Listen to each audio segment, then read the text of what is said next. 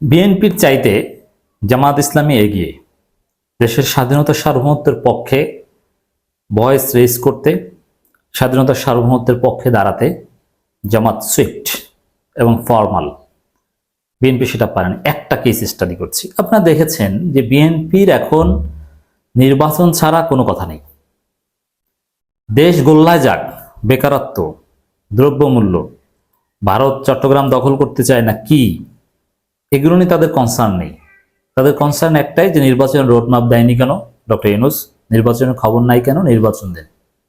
এর বাইরে তাদের কোনো কথা নেই, এতটাই সংকীর্ণ। ধরো আপনারা জানেন যে এটাকে আমি হালকাভাবে দেখতে চাই না, ভারতের বিভিন্ন মিডিয়ায় চট্টগ্রাম বাংলাদেশের অংশ হলে ভালো হতো, এই হতো সেই হতো, না উদ্ভট কল্পকাহিনী প্রচার করছে। অন্য একটা দেশের বা প্রতিবেশী দেশের স্বাধীন ভূখণ্ড তাদের হলে ভালো হতো বা এই ধরনের উদ্ভট কথা বললে, চীনের ক্ষেত্রে যদি এটা বলতো ভারতের কোনো মিডিয়া, বা পাকিস্তানের ক্ষেত্রে কি বলতো জানেন? চীন ভারতে ঢুকে ওই রিপাবলিক বাংলা অমুক তমুককে কলার ধরে থাপ্পড় দিতে দিতে চীনের মধ্যে নিয়ে যে ওই প্যান্ট ট্যান্ট খুলে তারপর লাথি দিয়ে ভারতের বর্ডারে ফেলে দিতে হবে। পাকিস্তানের সাথে করলে এটা হতো, ক্ষমা চাইতে হতো। কিন্তু বাংলাদেশের ভূখণ্ড তাদের হলে ভালো হতো, উদ্ভট রিপোর্ট করে। ভারতের সরকার ওই মিডিয়ার বিরুদ্ধে কিছুই বলে না, বাংলাদেশ সরকারও তেমন কোনো চাপ দেন, এটা দুঃখজনক। এটা আমাদের সার্বভৌমত্বের উপর আঘাত, খুবই সিরিয়াস হতে হবে দর্শক। কিন্তু জামাত ইসলামী কিন্তু ঠিকই সময় মতো সিরিয়াস হয়েছে। কিন্তু বিএনপি ঘটনা অনেক দিন পর অনানুষ্ঠানিকভাবে একটু কথা বলেছে। জামাত আমার জানা মতো একমাত্র দল এই বিষয়ে আনুষ্ঠানিকভাবে বিবৃতি দিয়ে, অফিসিয়াল স্টেটমেন্ট দিয়ে প্রতিবাদ করেছে। ভারত থেকে পরিচালিত রিপাবলিক টিভিতে বাংলাদেশ বিরোধী অপপ্রচারের বিরুদ্ধে তীব্র নিন্দা প্রতিবাদ জানিয়েছেন অধ্যাপক মিয়া গোলাম পরোয়ার। ভারত থেকে পরিচালিত ইউটিউব চ্যানেল রিপাবলিক টিভিতে চট্টগ্রামকে ভারতের অংশ করার উস্কানি দিয়ে ভারতীয় উপস্থাপকের বাংলাদেশ বিরোধী অপপ্রচারের যে খবরটি গত 14 নভেম্বর নয় দিগন্তের প্রথম পৃষ্ঠায় প্রকাশিত হয়েছে, তার তীব্র নিন্দা প্রতিবাদ জানিয়ে বাংলাদেশ জামাত ইসলামীর সেক্রেটারি জেনারেল সাবেক এমপি অধ্যাপক মিয়া গোলাম পরোয়ার ওই দিনে 14 নভেম্বর, খবরটা এসেছে 14 নভেম্বরেই, এক বিবৃতি প্রদান করেছেন। এর মানে আজ থেকে প্রায় 4 দিন আগের কথা, 4-5 দিন আগের কথা। বিবৃতিতে তিনি বলেন, ভারতীয় ইউটিউব চ্যানেল রিপাবলিক টিভির উপস্থাপক চট্টগ্রামকে ভারতের অংশ করার উস্কানি দিয়ে বলেছেন যে চট্টগ্রাম 1947 সালে ভারতে হাতছাড়া হয়ে যায়। এখন কৌশলগতভাবে চট্টগ্রাম ভারতের অংশ হয়ে গেলে বঙ্গোপসাগর দখল করা যুক্তরাষ্ট্র বা বিশ্বের কোনো পরাশক্তির পক্ষে সম্ভব নয় বলে উপস্থাপক বলেছেন। উদ্ভট কথা হোক যা হোক, এ কথার জিওপলিটিক্যাল সিগনিফিকেন্স থাকুক বা না থাকুক, এটা বাংলাদেশের সার্বভৌমত্বের প্রতি আঘাত, অতএব বাংলাদেশের পক্ষ থেকে তীব্র প্রতিক্রিয়া দরকার। উপস্থাপকের বক্তব্যের তীব্র নিন্দা প্রতিবাদ জানিয়ে বলতে চাই যে ভারতীয়দের ওই ধরনের উস্কানিমূলক বক্তব্য বাংলাদেশের স্বাধীনতা সার্বভৌমত্বের উপর নগ্ন হস্তক্ষেপের সামিল। জামাত পারফেক্টলি এটাকে অ্যাড্রেস করেছে। দেশপ্রেমিক জামাত, স্বাধীনতা সার্বভৌমত্বের অতন্দ্র প্রহরী জামাত ইসলামী। ওই উপস্থাপক আরো মন্তব্য করেছেন যে বাংলাদেশে নাকি হিন্দু নিধন করা হচ্ছে, সেনাবাহিনী চট্টগ্রামে হিন্দুদের ঘরে ঘরে ঢুকছে।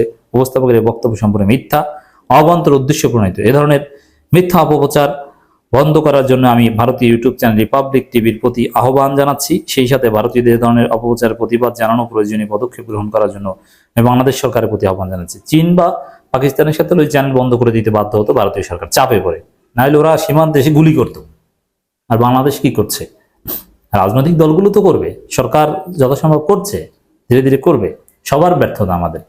ওই চ্যানেলকে বন্ধ করে দিতে ভারতীয় সরকারকে চাপ প্রয়োগ করতে না পারাটা এটা আমাদের ব্যর্থতা। রুহুল কবির রিজভী ঘটনার 4-5 দিন পর কথা বলেছেন, তাও অনানুষ্ঠানিকভাবে, আনুষ্ঠানিক কোনো বিবৃতি নয়। প্রতিবেশী দেশের মিডিয়া বাংলাদেশ নিয়ে অপপ্রচার করছে, নানান বিষয়ে অ্যাড্রেস করেছেন।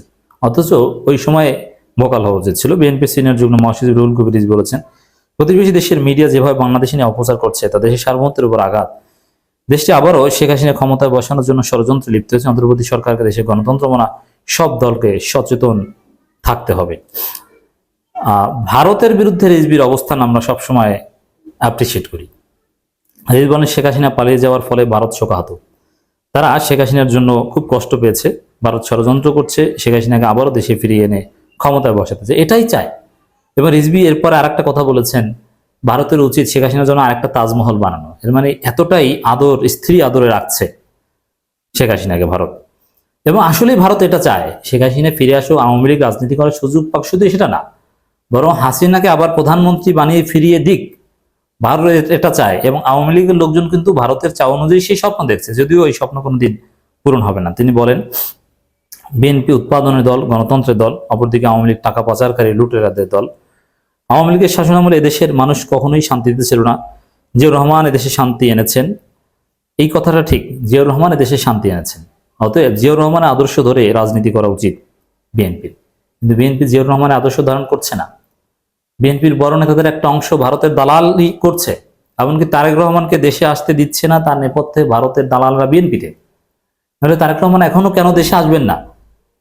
5 আগস্টের পর 8 আগস্ট সরকার গঠন হয়েছে, 10 আগস্ট তারেক রহমান 11 আগস্ট দেশে আসার কথা, কিন্তু কই, আমরা দেখি না। এর মানে আমাদের দেশের প্রধান সমস্যা এখন ভারতের দালালেরা, ভারত।